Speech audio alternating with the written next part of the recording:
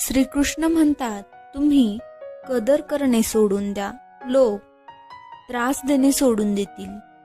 हे कलियुग आहे. इथे वाईट लोकांबरोबर वाईट होऊन किंवा न होऊ चांगल्या लोकांबरोबर नेहमी वाईट होतं.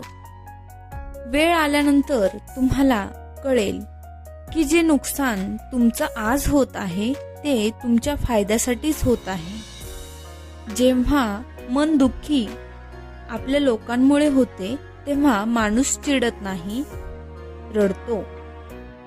थोडंफार बुद्धिबळाचा खेळ येणे सुद्धा गरजेचे आहे, नाहीतर समोरचा चाल चालत राहतो आणि आपण नाती निभावत राहतो.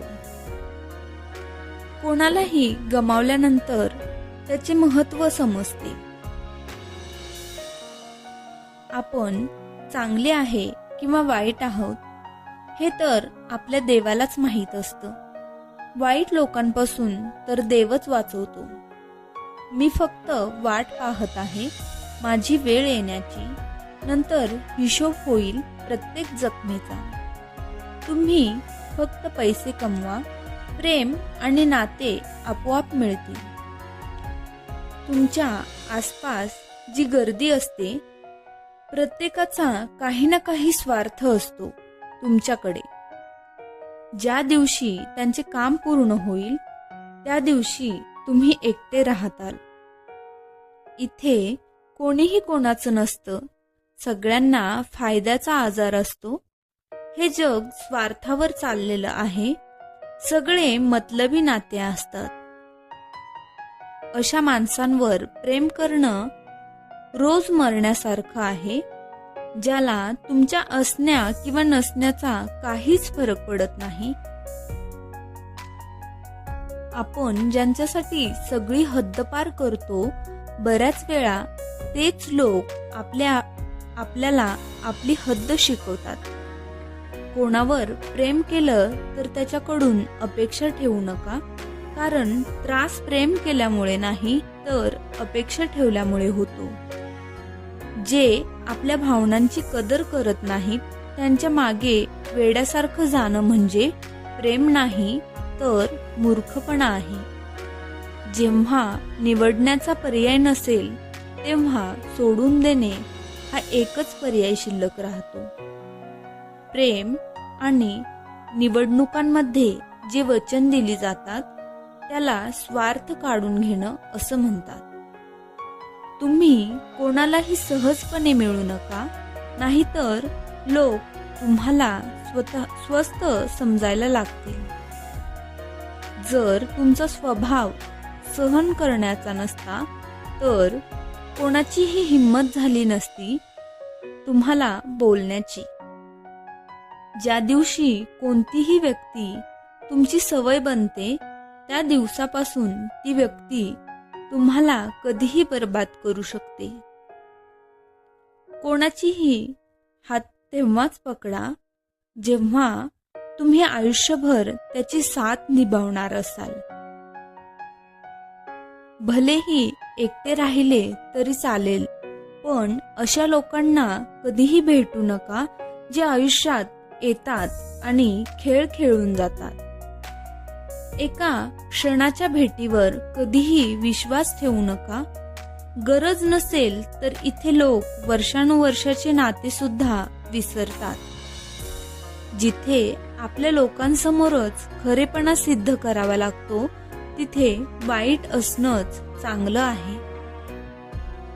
कोण आपला आहे आणि कोण परका आहे हे वाईट वेळेने सगळं शिकवलेलं आहे. जगाचं ओझं मनावरून काढून टाका. छोटंसं आयुष्य आहे, हसून घालवा. संकटांमध्ये जो अनुभव आणि शिकायला मिळतं ते सगळं जगातील कोणतीही शाळा शिकवू शकत नाही. जर तुम्हाला कोणी वाईट म्हणत असेल तर मनाला वाईट वाटून घेऊ नका, कारण या जगामध्ये असं कोणीही नाही ज्याला सगळेच चांगले वाटतात. आता तर सगळे आपलेच असतात. अशी लोक धोका देतात. दुश्मनांबद्दल काय बोलायचं? प्रेमाची ही अशी बालिश जिद्द असते, शांत करण्यासाठी सुद्धा तोच पाहिजे जो रडवून गेला आहे. या जगामध्ये सगळ्यात वजनदार वस्तू स्वार्थ आहे. स्वार्थ पूर्ण झाला की मोठ्यातील मोठे नातं सुद्धा हलकं होऊन जातं. ज्या माणसांवर आपण सगळ्यात जास्त प्रेम करतो, आयुष्यामध्ये तोच माणूस आपला सगळ्यात जास्त फायदा घेतो. कारण त्या माणसाला माहीत असतं की आपली कमजोरी काय आहे. एवढे समजदार बना की कोणालाही माफ करता आलं पाहिजे, पण एवढेही मूर्ख बनू नका की धोका देणाऱ्यावर परत विश्वास ठेवताल. जर कोणी समजूनच घेत नसेल तर त्याला समजावण्याची गरज काय, आणि कोणी मान्यच करत नसेल तर त्याला सांगण्याची गरज काय. ज्या नात्यामध्ये एकमेकांच्या भावनांचा आदर नसेल, कदर नसेल, अशा नात्यांना जबरदस्ती ओढत नेण्याची गरजच काय. जिंकणं कोणासाठी आणि हारणं कोणासाठी, आयुष्यभराच्या या तक्रारी कोणासाठी. जो आला आहे तो जाणार आहे. मग माणसाला इतका अहंकार कशासाठी, ज्याला कोणाचीही काहीही फरक पडत नाही.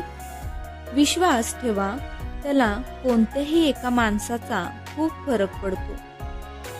खऱ्या मनाने एखाद्या गरजू व्यक्तीची मदत करून पहा. मनाला आनंद मिळाला नाही तर मग बोला. कोणालाही इग्नोर करण्यामध्ये आणि बिझी राहण्यामध्ये खूप फरक असतो. ज्यांना स्वप्न पाहणं आवडतं त्यांना रात्र छोटी वाटते, आणि ज्यांना स्वप्न पूर्ण करायचं आवडतं त्यांना दिवस छोटा वाटतो. सुंदरता याच्यामध्ये नाही की आपण कसे दिसतो, सुंदरता याच्यामध्ये असते की आपण दुसऱ्यांबरोबर कसे वागतो. कोणाची सवय पाहायची असेल तर त्याला इज्जत द्या, आणि कोणाचा स्वभाव पाहायचा असेल तर त्याला स्वातंत्र्य द्या. कोणालाही कमजोर समजण्याची चूक करू नका, कारण त्यांना प्रेम आणि वेळ आल्यानंतरच करणे समजते. शांतपणा कधीही कारणाशिवाय नसतो. काही दुःखच अशी असतात जे आवाज हिसकावून घेतात. वेळ आहे तोपर्यंत स्वतःला बदलणंच चांगलं आहे, कारण वेळेने तुम्हाला बदललं तर खूप त्रास होईल. आजच्या जमान्याचा तोच देव आहे ज्याच्याजवळ पैसे आणि पद आहे. आज नात्यांचे दुसरे नाव पैसा बनलं आहे. कर्म कितीही वाईट असले तरीही तुमच्याजवळ पैसा असेल तर तुमचा अडाणीपणा, तुमचे वाईट कर्म, तुमचा वाईट वागणं सगळं काही माफ केलं जातं.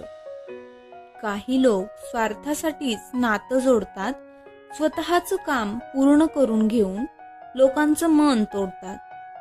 त्यांना असं वाटतं की त्यांच्यापेक्षा जास्त चालाक कोणीही नाही. वास्तवात ते स्वतःच नशीब फोडत असतात. जर कोणाला जायचं असेल तर जाऊ द्या. नात्यांमध्ये प्रेम चांगलं वाटतं, भीक मागणं नाही. व्हिडिओ आवडल्यास चॅनलला जरूर सबस्क्राईब करा, लाईक करा, शेअर करा. धन्यवाद.